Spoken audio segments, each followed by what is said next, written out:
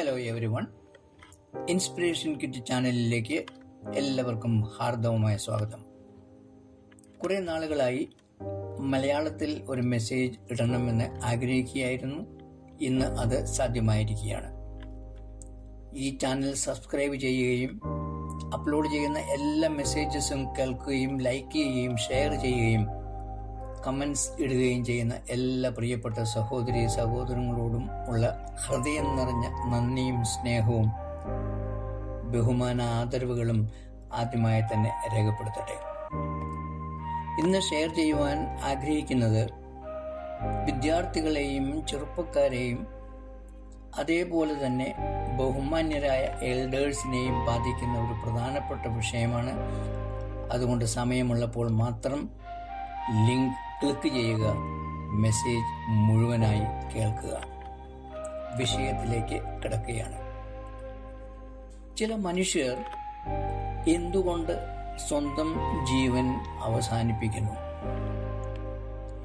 ഇങ്ങനെയുള്ളതായ മാനസികാവസ്ഥയെ തരണം ചെയ്ത് ആ പൈശാചികമായ പ്രവൃത്തിയിൽ നിന്ന് മനുഷ്യനെ എങ്ങനെ പിന്തിരിപ്പിക്കാം എന്നതാണ് ഇന്നത്തെ ചിന്താവിഷയം. സ്കൂൾ, കോളേജ്, മറ്റ് പ്രൊഫഷണൽ സ്ഥാപനങ്ങൾ ആനുവൽ എക്സാമിനേഷൻ കഴിഞ്ഞ് റിസൾട്ട് പ്രസിദ്ധീകരിക്കുന്ന സമയമാണല്ലോ ഇപ്പോൾ.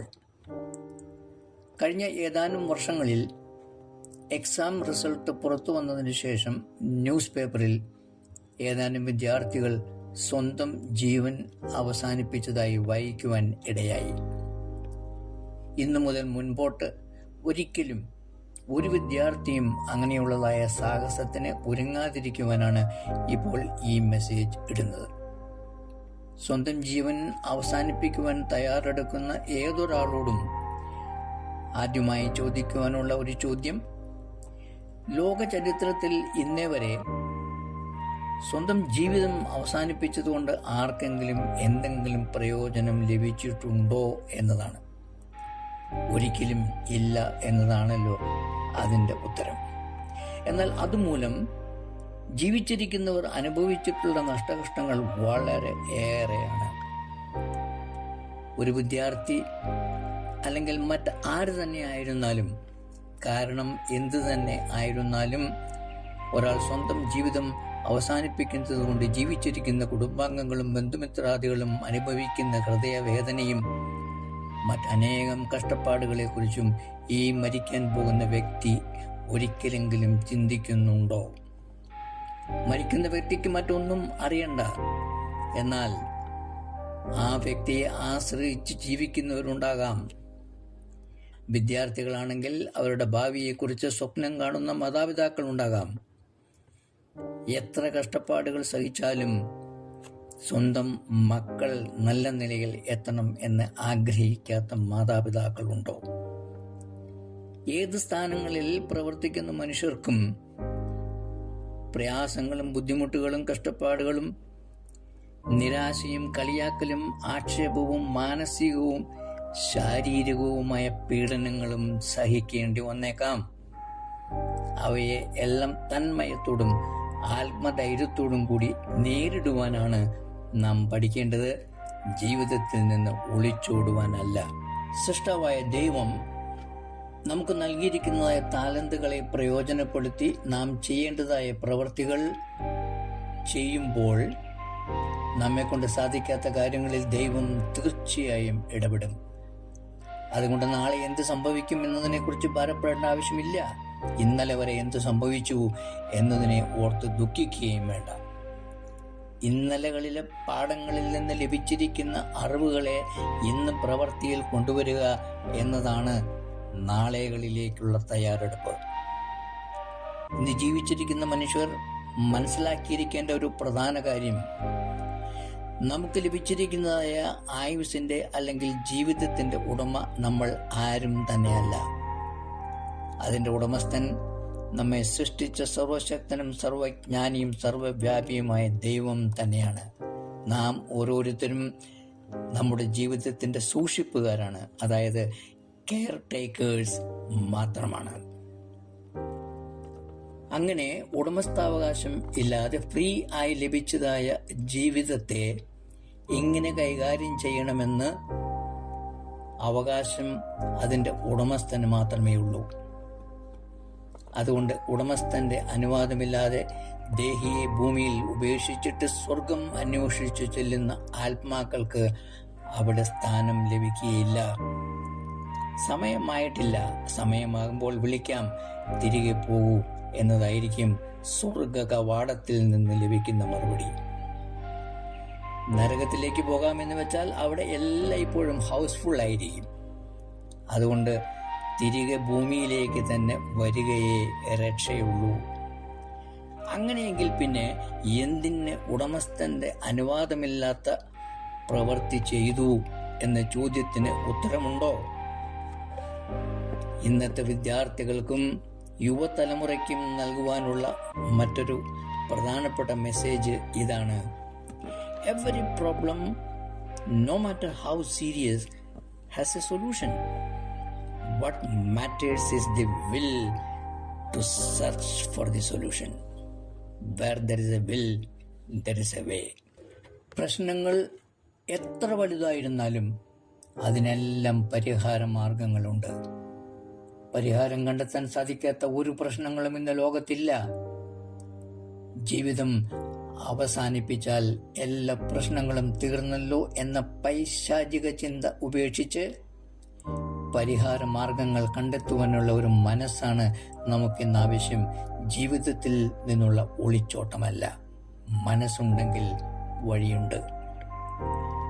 ഇന്നത്തെ വിദ്യാർത്ഥികളോടും യുവതലമുറയോടും പറയുവാനുള്ളത്, ജീവിത പ്രശ്നങ്ങൾ എന്തായിരുന്നാലും സ്വന്തമായി ഒരു ക്രിയാത്മകമായ തീരുമാനത്തിലെത്താൻ സാധിക്കുന്നില്ലെങ്കിൽ അപകട മേഖലകളിലേക്ക് എടുത്തു ചാടുന്നതിന് മുൻപ് ഉറ്റവരുമായി കാര്യങ്ങൾ പങ്കുവയ്ക്കുക.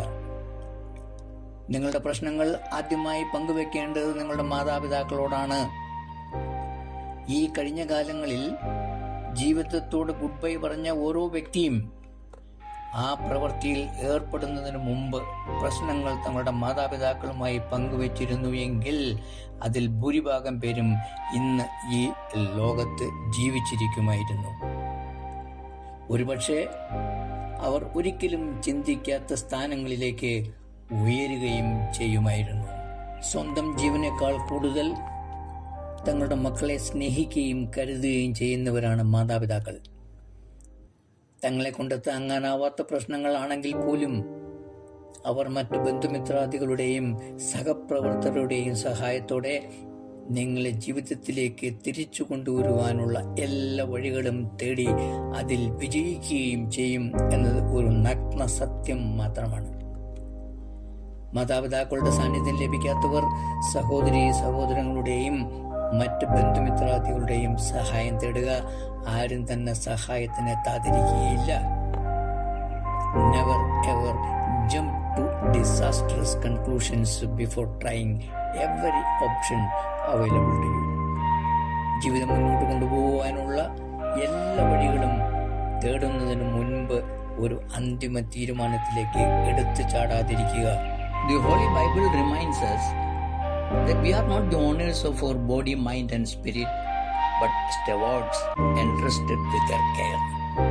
The true owner is our Creator alone. This profound truth is not confined to one faith. Many other sacred scriptures across religions echo the same principle, that human life is a trust and we are its caretakers, accountable to the divine. വിശുദ്ധ വേദപുസ്തകം നമ്മെ പഠിപ്പിക്കുന്നത് നമ്മുടെ ശരീരത്തിന്റെയും മനസ്സിന്റെയും ആത്മാവിന്റെയും ഉടമസ്ഥാവകാശം സർവശക്തനായ ദൈവത്തിന് തന്നെയാണ്. നാം അതിൻ്റെ സൂക്ഷിപ്പുകാർ അല്ലെങ്കിൽ കെയർ ടേക്കേഴ്സ് മാത്രമാണ്. മറ്റ് വിശുദ്ധ മതഗ്രന്ഥങ്ങളും ഇത് തന്നെയാണ് പഠിപ്പിക്കുന്നത് എന്ന് കരുതുന്നു. സ്വന്തം ജീവനെ നശിപ്പിക്കുക എന്ന പ്രവൃത്തി ഒരു പ്രശ്നങ്ങളുടെയും പരിഹാര മാർഗമല്ല, വേദന സംഹാരിയല്ല. മറിച്ച് നമ്മുടെ വേദനയെ മറ്റുള്ളവരിലേക്ക് പകർത്തിയതിനു ശേഷം ജീവിതത്തിൽ നിന്നുള്ള ഒരു ഒളിച്ചോട്ടം മാത്രമാണ്. എല്ലാം തീർന്നു എന്ന മാനസികാവസ്ഥയിലും ഒരിക്കൽ കൂടി പരിശ്രമിക്കുവാനുള്ള കഴിവിനെ പടുത്തുയർത്തുക. അതിനെയാണ് ധൈര്യം, ശക്തി എന്നൊക്കെ പറയുന്നത്. നമ്മളെ ഓരോരുത്തരുടെയും ജീവിതത്തിൻ്റെ പല ഉദ്ദേശങ്ങളുമുണ്ട്, പല അർത്ഥങ്ങളുമുണ്ട്. മറ്റു പലരും നമ്മെ ആശ്രയിച്ച് ജീവിക്കുന്നവരാണ് എന്നും മറക്കാതിരിക്കുക. ലഭ്യമാകുന്ന കണക്കുകൾ അനുസരിച്ച് ഒരു ഒളിച്ചോടൽ ചിന്തയിൽ നിന്ന് പല കാരണവശാൽ രക്ഷപ്പെട്ട ഒരു വ്യക്തി പിന്നെ ജീവിതത്തിൽ ഒരിക്കലും അങ്ങനെയുള്ളതായ ഒരു പ്രവൃത്തിയെക്കുറിച്ച് ചിന്തിക്കുക പോലും ചെയ്തിട്ടില്ല എന്നതാണ്. കാരണം അന്നത്തെ സഹിക്കാൻ പറ്റാത്തതായ അവസ്ഥ വാസ്തവത്തിൽ സഹിക്കുവാൻ പറ്റുന്നതായിരുന്നു എന്ന് കാലക്രമേണ മനസ്സിലാക്കുവാൻ സാധിച്ചു. ഇങ്ങനെയുള്ളതായ പ്രവൃത്തിയിലേക്ക് എടുത്തു ചാടുന്നതിന് മുമ്പ് താഴെ പറയുന്ന കാര്യങ്ങൾ കൂടി ശ്രദ്ധിക്കുക. 1. നമ്മുടെ ജീവിതത്തിൻ്റെ ഉദ്ദേശം നശീകരണ പ്രവൃത്തിയാണോ അതോ ക്രിയാത്മകമായ പ്രവൃത്തികളാണോ? 2.